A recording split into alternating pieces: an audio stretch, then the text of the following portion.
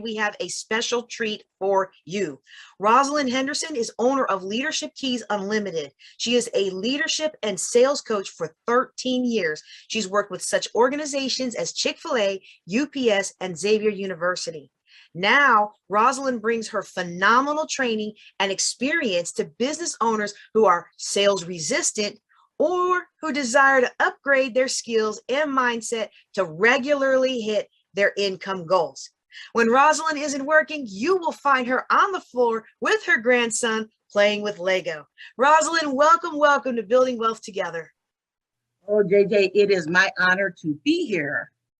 Oh, I'm so excited to have you here. When I heard about what you want to share with the audience today, the discussion that we're going to have, I knew that this was going to be a phenomenal session to help up-level our entrepreneurs. Because one of the biggest problems we all struggle with is getting paid for our talent.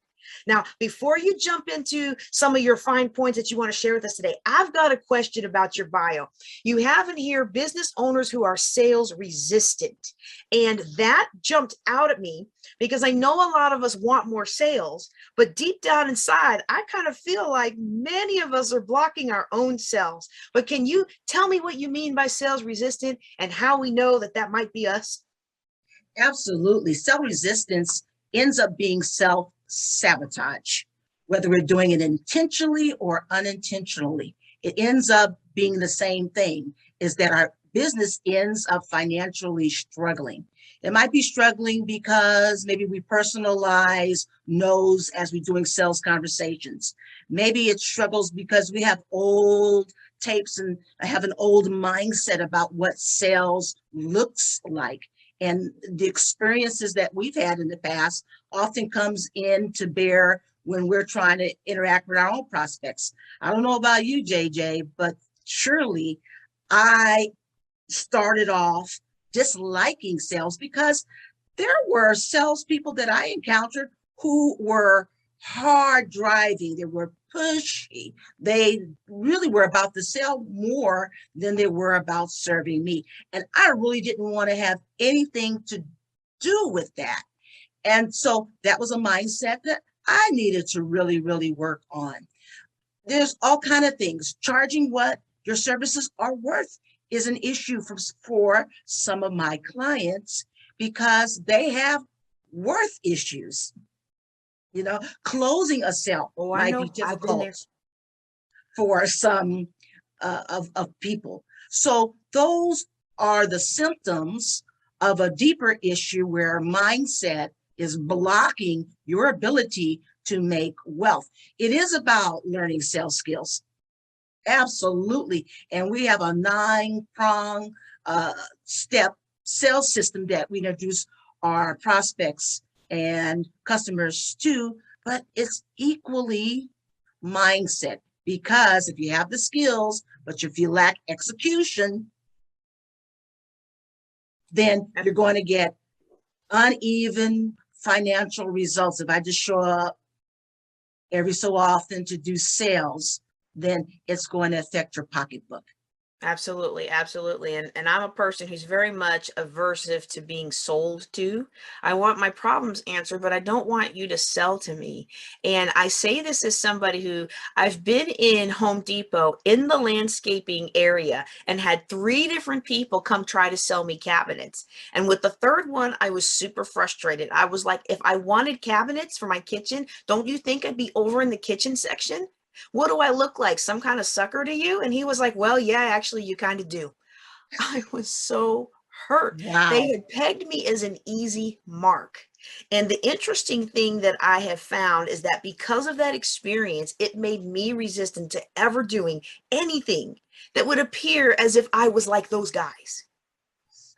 And in so feeling, I actually cut myself off of a lot of business because sometimes in business, we've got to be more aggressive. I learned that the hard way at a trade show where I was marketing my 40 Dates in 4 Months book. And I wish I would have had your book back then. your 21 things that women need to do to in business, because if I had had your book, it wouldn't have taken me 2 hours to finally start yelling at people. 40 dates in 4 months, the true story of how I met my husband.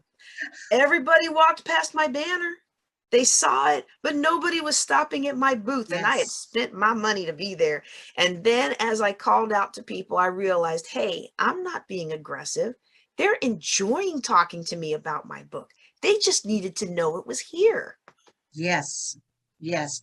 I love that point that you're making, because oftentimes we have services that we poured our heart into in our book or curriculum. We do webinars, we speak on the stage, there's all kind of different things that we do, and yet we're not assertive enough. We think people are going to come to us and just wrestle a sale off of us, and all we have to do is stand there, when we need to give the invitation. Sales to me is an invitation for my transformation. It's an invitation to see if there's a fit between what your needs are and what I have to offer. Look, I'm honest. If I feel like I am unable to help you get the transformation and to solve the problem that you need solved, then I'll tell the truth, because it can be about service. It can be about honesty. It is about serving the client or the soon to be client. That's the perspective we need to come from in sales. If there is a good fit, then I'm going to show how it is a good fit. I'm going to connect the dots for the prospect, leading them to a sale, but it's hardly about strong arming at all. Absolutely not. And I've also been in several businesses where I thought I was going to go into business for myself, and I wasn't going to have to sell, and I wasn't going to have to be beholden to anybody. And what do you find out when you become an entrepreneur? One, you find out if you're not working, you're not getting paid, right? And then two, you find out that everybody is selling to somebody, and you're basically selling you. So how do we Yes. get over that mentally? How do we make that jump and understand that it's not icky and it's not slimy to actually market ourselves to the audience? I like how you said, I wrote this down. It's selling to our clients is an invitation for their transformation. Absolutely. I think that thought alone, using that as an affirmation, can really shift your perspective. It really could. To know that that's what I am extending to you, an invite. I think that that's one thing that is very vital, that we work on our mindsets. Oftentimes we kind of accept the thoughts that just race through our head. We just allow them to hang around too long. And it comes to us through self-talk.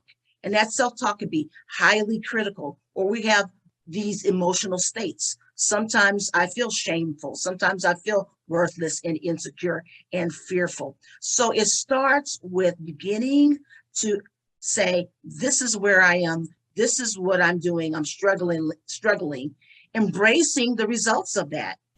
We have to understand, JJ, the cost of embracing negative mindsets, the cost of believing the ways in which we fake ourselves out.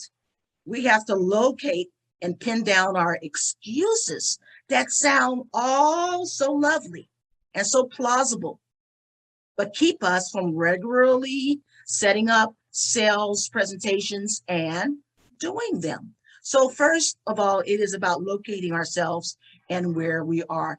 And there is so much out there, JJ, in regards to how to transform your mindset. I just mentioned affirmations. In my program, we do affirmations on steroids. And what I mean is that we position affirmations in a way that it really is hitting the subconscious mind. So there's transformation. So you're kind of getting rid of some of that old toxic garbage. For instance, we do things like cognitive therapy exercises that we use. Very easy to use.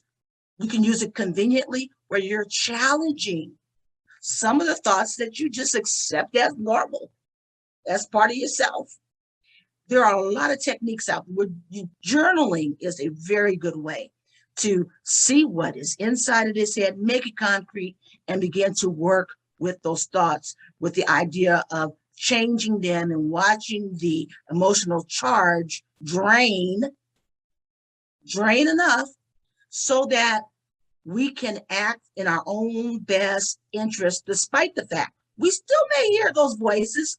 But when we're working on ourselves and we do it consistently, it doesn't have the same charge, power, weight. It's there you go again, negative self-talk. Okay, anyway, I have how many calls to run today? You're not affected. You are acting in your own best interest, and within the idea of creating a healthy business.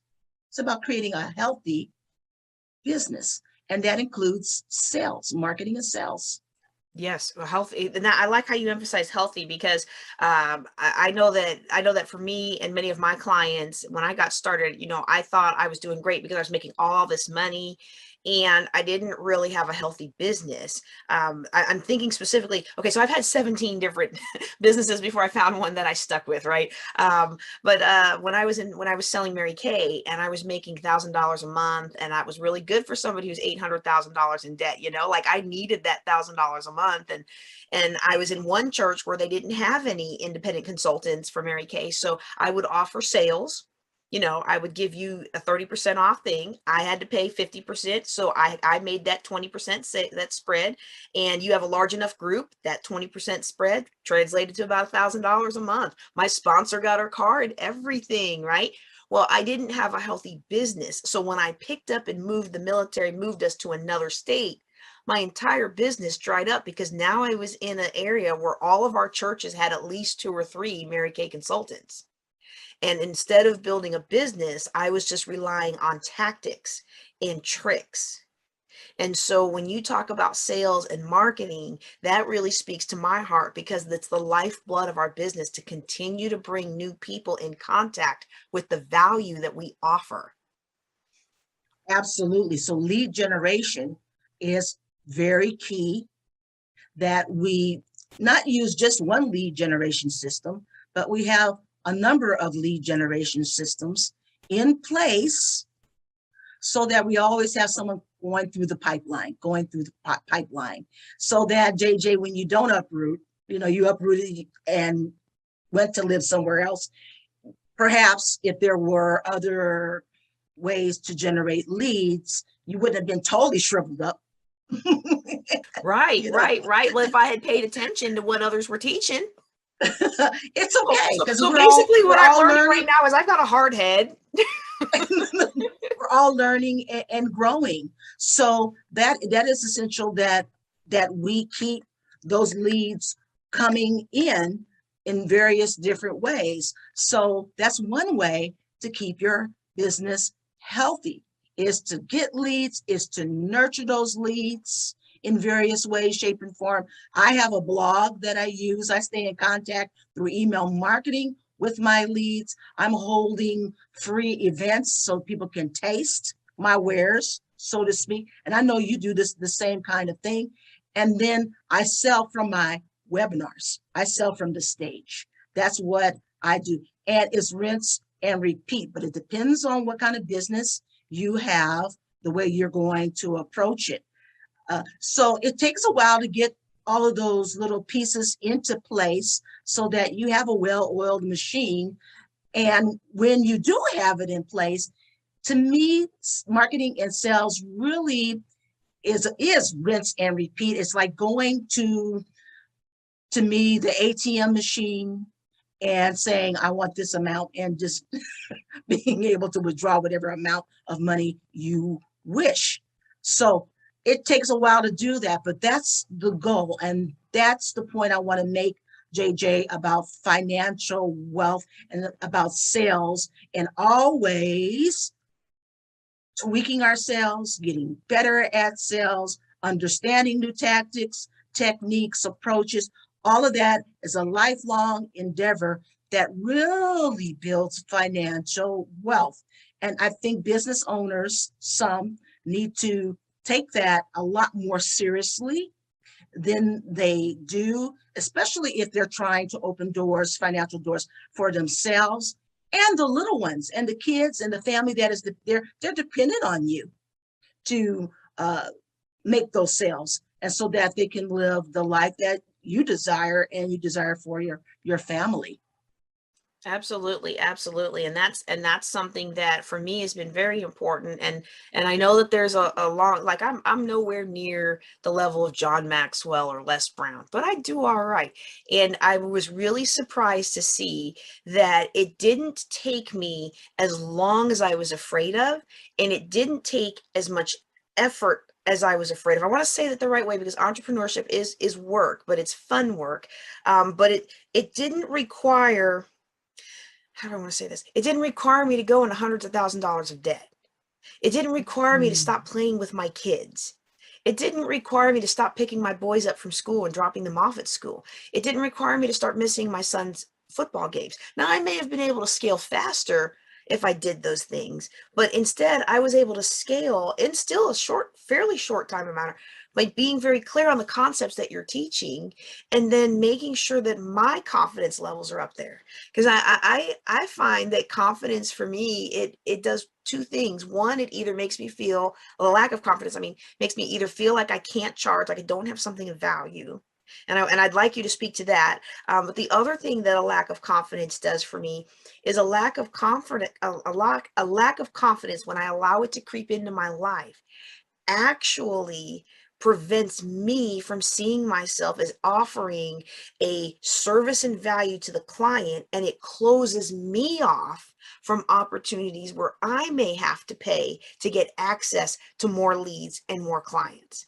And so, like, this conference, Building Wealth Together, is a free conference for the attendees, but all of us as speakers at varying levels, we all chipped in to make this happen because we understood the process of developing leads, and we understood how powerful that is.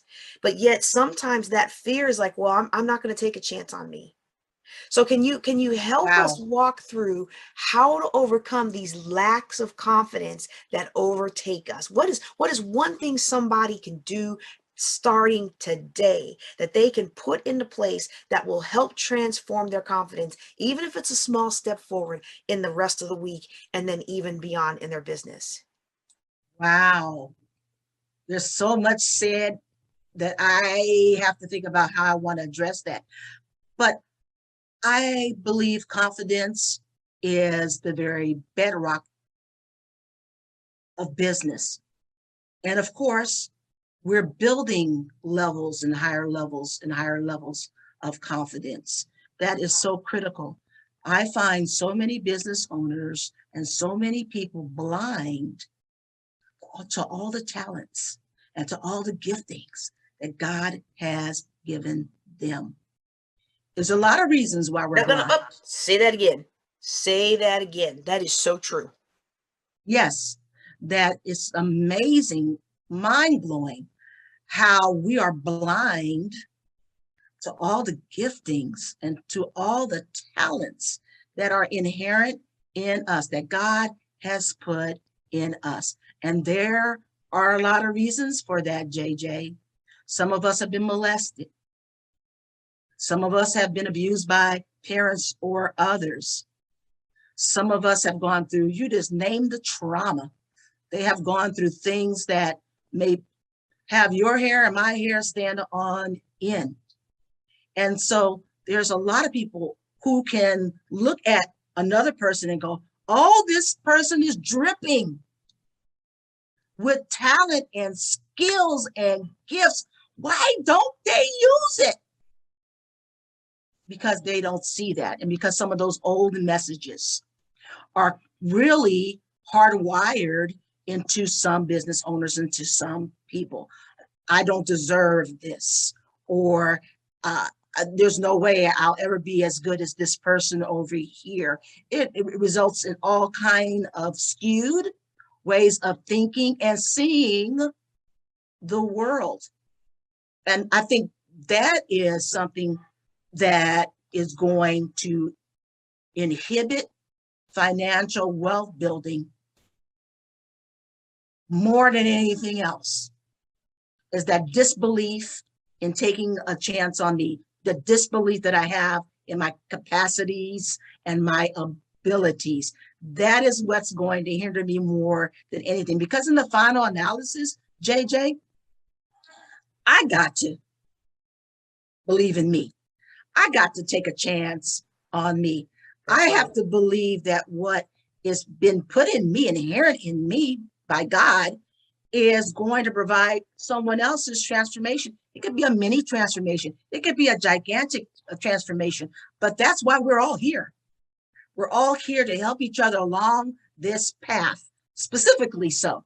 And to me, business in a way has a ministry element to it, to me, in the sense that I'm using my purpose and my mission to help transform others. So for those who lack confidence, again, I'm always saying this: realize you lack it. Don't fight it. Some people will try to drink over it. They'll try to eat over the fact they don't have confidence. They binge watch TV. They're sexaholics. They might be, stay there in the place of momentary discomfort, this momentary discomfort, and start thinking about what can I do to start building my confidence. There's a number of things that you can do. One simple answer, of course, is therapy. Some of us, and I'm talking about us brown folks in particular, resist therapy.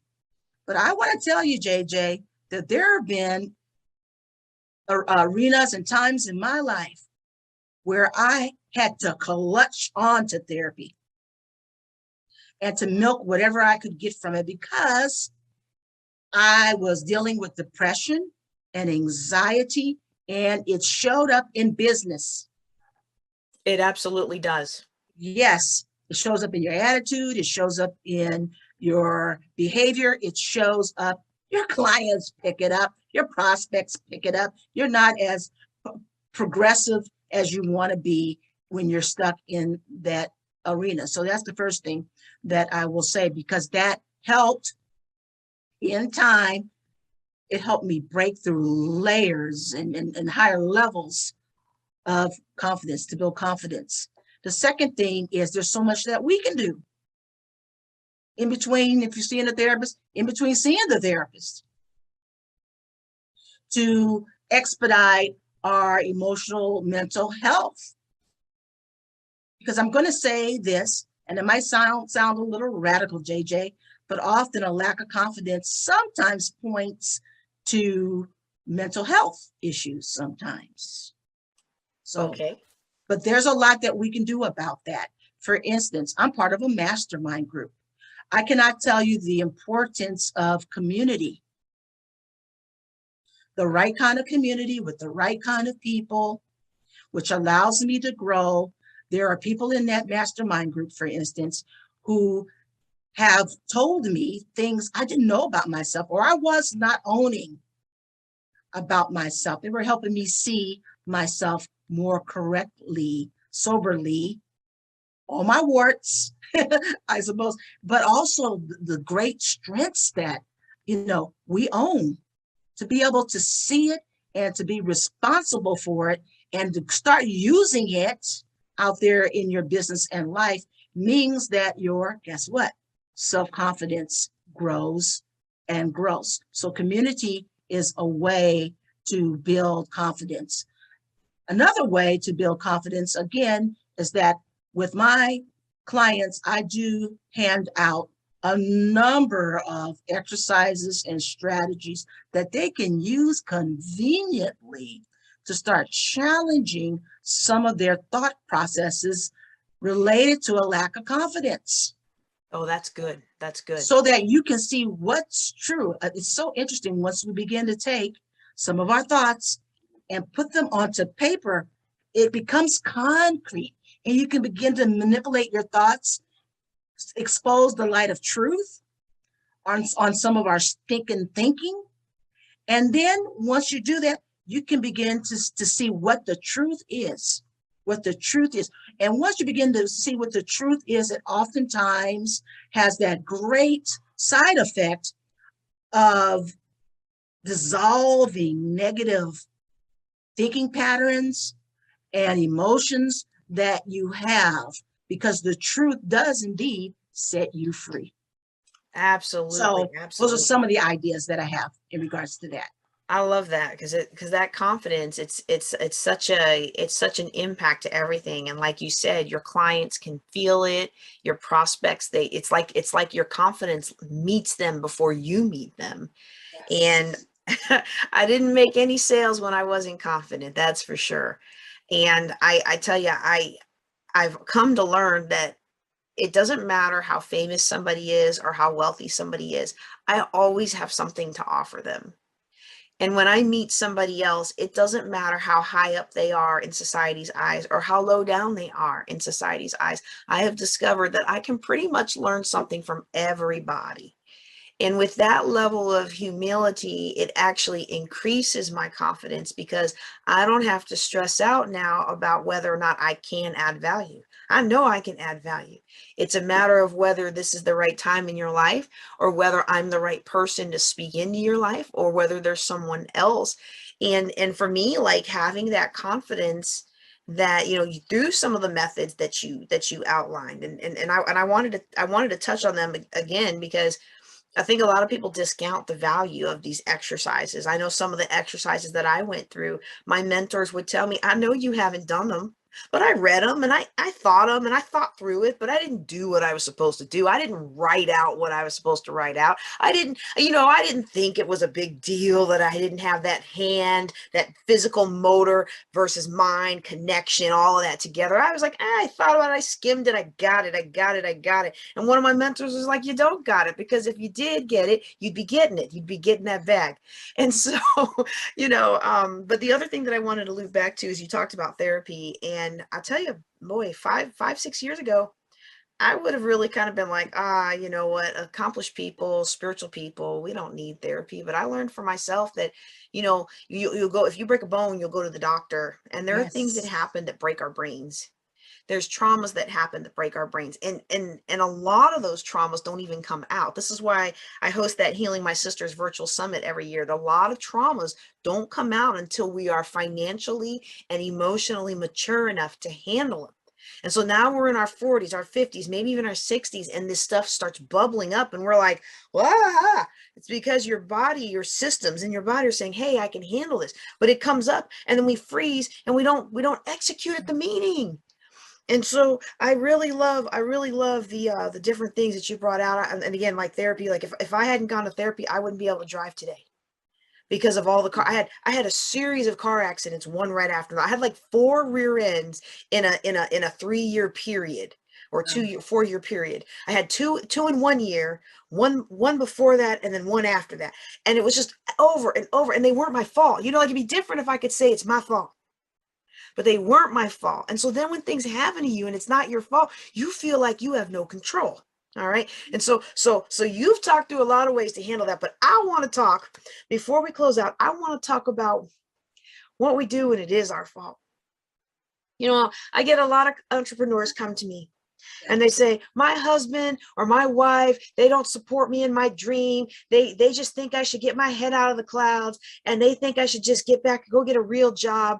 And not all the time, but a lot of time, I peel back the onion and I discover that this person is just like I was. Business after failed business after failed business after failed business after failed business. Like I said, I had 17 different businesses till I finally found one that stuck. And my track record, I have great ideas, big ideas, short on details. My track record would imply that perhaps my spouse shouldn't trust the 18th idea. And so when we have either messed up or we've had a pattern of messing up, that can really hinder us from moving forward. What would you say to a client that came to you and was like, I've messed up this and I've messed up this and I've messed up that, and I feel like there's still hope for me, but most of the time I just feel like I'm hopeless and I'm never going to make it? what would you say to somebody in that situation? Wow, great question. We all Did you mess see I'm up. having fun with this? You are, you really are. You're, Because it's like you're I telling want all you the on the stuff I other needed side. 10 years ago. I'm like, I needed her 10 years ago. I want you on the other side of this interview. I just wanted to interview you. Boy, there is not one of us who has not floundered big time in this whole entrepreneurial space. A lot of us are coming from 9 to 5 jobs, trying to start our first business, not having an inkling what to do, first steps. And this is why I feel that an entrepreneur, above all else, they need to be teachable and coachable. I think someone who is on their 17th business, if I were your husband, JJ, yeah, I had to have some questions about you going back to work, because with these 17 businesses that haven't made any money or made very little money, and we have light bills to pay, I'm going to have a serious conversation about, why am I going to believe you this time? This is the 17th time, JJ. Why am I going to believe you this time? We've been struggling for 2, 3, 4, 5 years with all your different ideas that just haven't gone anywhere. That's right. I've Especially been if in you have, some form of business for 23 years. And this one that's taking off, it was a commitment that I made to my family. I am not spending any family money on this business. okay, And that was what I had to do to in okay, order to get my spouse's trust. But that meant it took longer to grow. that's okay. Yeah. Because there needs to be that conversation needed to happen for the sake of your marriage. Yeah. You know, and those are the kind of hard conversations I think we need to have with those significant others who are trying to run with us. And that's the kind of conversation we need to have with ourselves. If I don't know, this is why I have run, not walked, JJ. This is why I have run the coaches. Rosalind will go down into her grave with holding a coach's hand, because every time I want to go to the next level, there's mystery. It's unknown. I want to save time, tears, and effort. So therefore, you find the people who have done it. And sometimes you might get someone who's nominal charge or next to free, but sometimes you have to pay a little bit or negotiate or do something so that you can be in that coach's space, sitting at their knee, so that you're learning and you get there so much faster when you do that. I don't know, JJ, if along those 17 businesses you had mentors and or coaches, but that's Well, number one. I did something probably a lot of your clients have done too. I was unique. Nobody understood my situation. You see, because I was in the Air Force and I had a baby and I had a ministry, and you couldn't tell me anything because you hadn't lived that walk. And so you must not really know. The Spirit is not speaking to you. Yeah, yeah, yeah. That's 17. denial. Well, 16, I shouldn't say 17 failed businesses, 16 failed businesses. And then this one. Now, some of them weren't Okay. failed. I did sell the web hosting company and the Airport Walkers of America. That wasn't my fault. That was 9/11, baby. That's what shut that one down. That was 9/11. But I mean, hey, it was a great JJ. concept. Did I ever tell you about that? No, no, you never have. So, and when me and my ex-husband, when we started our missionary journey, we got out of debt. We got out of debt in 98, I think. And we started traveling with our international missions director of our international church, and then also some of the bishops, because he was a musician and I was really good with kids. So I would hold the kids while the revivalist was doing webinars, and he would play for them. And it was a great combination. And we would come out of our own pockets. So of course everybody wanted to have us come because they didn't have to pay for us, right? They didn't have to raise funds for us. And so we were in the airport like 20 to 27 weekends a year in those early years. We didn't have Wow. kids yet. And so I created something called Airport Walkers of America, because if you planned your layovers right, you could get a good walk in. And they used to have luggage lockers in the airport. Do you remember that? Yes. Yeah, they used to have. See, people are like, "What is she talking about?" Hey, look, me and Rosalind, we older We're than we around the look. same age. We aged well. We aged well, but we remember when they used to have luggage lockers in the airport. You could lock your carry-on in the luggage locker, and you could go walking and eat and relax. And so what I did was, back before the internet was big, the internet had just come out, right? We're talking 98, 97 here. And I captured the layouts, the handouts of the airports, their restaurants, the schematics, and I scanned it all in. Like, this is way back when, right? I scanned it all in, uploaded it to an HTML page, and people could log in. They would pay to log in and get access to those packages. So if they were Ah, planning their trip, they could plan a 2-hour layover here, get a good workout in, get a healthier meal, or they could avoid this airport because there were no services. Airport Walkers of America. It was a fantastic business until 9/11 came along. And the crazy thing is I was telling some yeah. guy about this at FinCon 2 years ago. He's like, I'm building an app that does that. And then I thought, man, there's still a use for that information. I missed the Wow. boat on that, man. I could have been multimillionaire several times over. But this is your interview, not mine. But I thought you would enjoy that story. Some of the businesses, they failed. It's not because of us. Many of them were, admittedly, because I wouldn't accept help. And I like what you said about being coachable and Yes. being willing to be mentored and to be coached.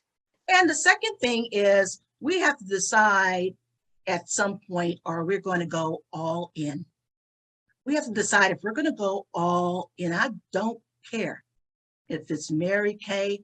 I don't care what the business is. So it could be a service business that you've created.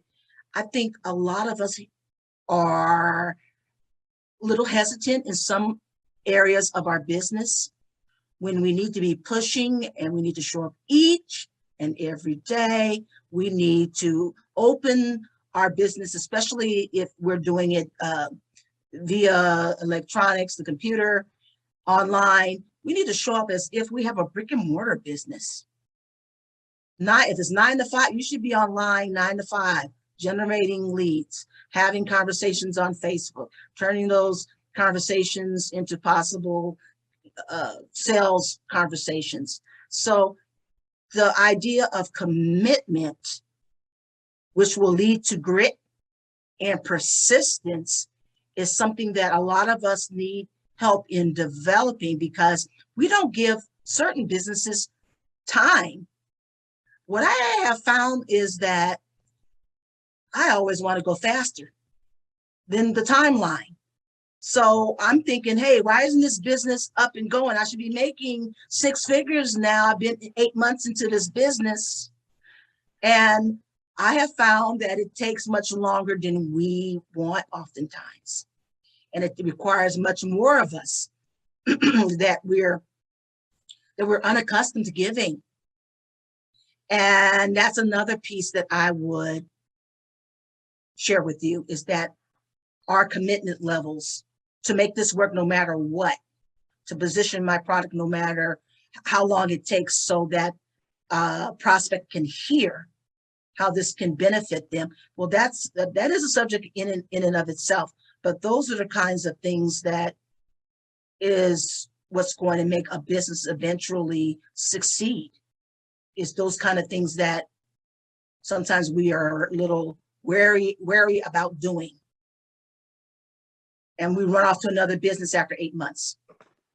Yeah, because this one clearly wasn't good enough. No, it wasn't good enough. It doesn't There's matter something that, wrong with 20 there's other something wrong people with made it. millions. Go ahead. There's something wrong with it. There's something wrong with the business, or, and just not to say, JJ, that there hasn't been mismatches. I Oh, have sure. finally found there's the sweet spot of me teaching business owners sales skills is a very sweet spot for me. And yes, it took me a while to find that sweet spot. I was around the sweet spot, but it took me a little while to find, oh, this is it. This is what floats my boat. So it's Mhm. not to say that you don't go through a process of finding that sweet spot, but I'm of the belief that wherever you are in business, wherever you are, you're going to be making, uh, you're going to be tweaking your business for sure. But wherever you are, I think you should be giving 110% to where you are in your business at a given time. Absolutely, absolutely. And I don't want anybody to be scared and think like, "Oh, I can't possibly do it. You know, I'm a single mom with 3 kids and I'm working 3 jobs and there's no way I can build a business and have financial independence." Well, I remember being a single military mom with 800 something thousand dollars of debt. And I was Mm, in a military position in a high enough rank that I couldn't just, I couldn't just go out and proselytize to everybody at work. So I remember those days where I really felt like my hands were hamstrung. But one thing that I'm hearing in what Rosalind is saying is that if you will do what you can do, the rest will work itself out. yes. And I have a big problem with, especially when I start to get stressed and anxious and I'm not being in touch with my feelings and don't realize what's happening. I have a big problem with getting sucked into cell phone games. And I'll sit there and play games, waiting for my son to fall asleep, and he'll be asleep for 2 hours, and I'll still be in his room. And that's a signal to me that, hey, you're out of sync. You need to do something because you've got a business to run. And when these kids are asleep, and when that husband is asleep, and when they're at school, that's time to make the business happen, or it's time for self-care. And I really appreciate what you're saying because you're giving us tools to be able to identify that in ourselves and be able to say, hey, wait a second, I need to realign myself and get together with what I'm called to do.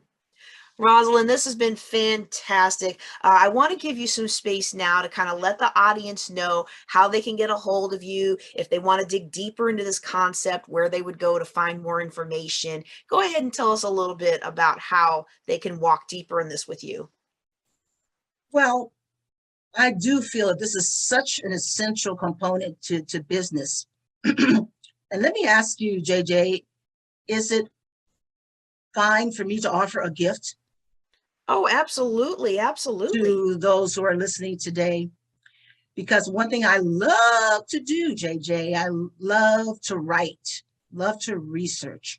I love to find those productivity hacks that is going to allow us to streamline all of our focus and our efforts so that we can get to a goal faster. And so, what I would like to share with the audience is an ebook that I wrote. So, it's entitled Increase Reaching Your Goals Up to 300% Faster. I researched this little ebook for a lot of months, poured over a lot of information.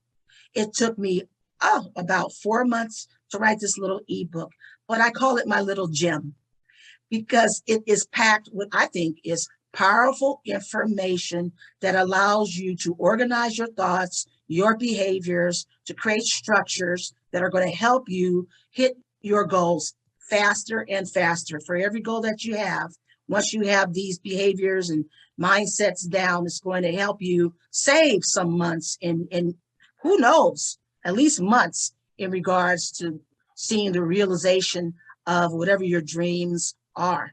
So that's the first gift that I want to give. And the second one that I created, and I was very, very proud of this because it's digital. I spent a lot of my time on the computer. So I created a reflections worksheet. And this reflection worksheet pairs very well with the ebook that I wrote, Increase Reaching Your Goals by 300%. And it's going to allow you to reflect on what are your habits that surround reaching your goals today. How can you use some of the concepts in the book to help you reach your goals a little faster? It helps you, of course, locate yourself where you are and help you acquire what's needed to move a little faster, to progress a little faster towards your dreams. So, how do you get in contact with me? I'm bold, and people seldom take me up on this. But if you're interested in that gift, all you have to do is just text me 310 488 7591 and just put in we could just put in goal book. Just put in goal book, and I will readily send all of that to you, the gifts to you. Maybe you prefer reaching me via email. That is fine also. You can contact me at Rosalind, Rosalind, Henderson, Henderson 1 @gmail.com, and simply put in the subject line something similar, ebook gift or ebook, and I will send you all of that information that I just talked about right now. Yes, I am bold, JJ. I'm giving out my number. They couldn't see my face when you said that because I have it set to speaker mode for the recording, but you saw my face. I was like, what? She is much more bold than me. But you know what? You said it though, because a lot of times we have this value and people do not take action. And it's like, okay, I'm gonna give you my text because I know that, look, y'all, Rosalind didn't say this. I'm being the mean cop here. She's the good cop, I'm the bad cop. She didn't say this, but she knows that most of y'all, the reason you have not achieved your dreams yet is because you haven't been taking action. I want you to pull your phone out right now. Rosalind, give us your number one more time. We all gonna do this together. We're gonna deny your service almost by flooding you with text. What is your number? I love it. I love it. 310 310 488 488 7591. And what are we putting in here? You Goals can book. put goal ebook. Goal ebook. All right, y'all. Goal ebook. Now, look, if you don't do anything else in this next hour, you do this right now. Where'd the number go? Okay, I got it in here. It says goal ebook. I'm hitting send. I encourage you to do that. 3110 488 7591. My phone is vibrating. Thank you, JJ. All right. See, that's the thing. See, you think it's a small thing. You think it's a small thing. Oh, she just told us to send her a text. It's not just that you sent her a text, it's that you took action in the direction of your dreams. And now her phone is buzzing off the hook, y'all. So let's take action. Let's follow up on that goals book. Let's implement those strategies that Rosalind is teaching us and will teach us in the book. And let's build wealth together. All right, Rosalind, thank you so much on behalf of the audience and, of course, myself here at Building Wealth Together. I want to thank you for being on today. You have any last words as we say goodbye? I'm stoked. I'm excited. I'm so happy that I've been able to talk with your audience about this, because these are the issues, the things that we're talking about. This is what moves you. This is what propels you forward. Taking care of some of these issues, which are foundational to building the 6-figure, 7-figure business, is the things that we talked about today. And thank you for giving me that platform, JJ. So appreciate it. You're absolutely welcome, my sister. I appreciate what you're doing to help uplift our communities. And that's going to do us for this. That really did not come out right. That is going to be a wrap for this particular interview. But stay tuned here, Building Wealth Together. We have plenty more goodness to come as we round out day 2 and we head into day 3 on investing. I want to encourage you to make sure you get your VIP upgrade, because you are going to want to walk through these exercises and these thoughts that Rosalind shared with us today. And especially if you missed her number, you're going to want to go back and get it. But thank you to those of you who took action. I guarantee you have just moved the needle ahead in your life. That's gonna call it a wrap for today. Y'all take care and be blessed.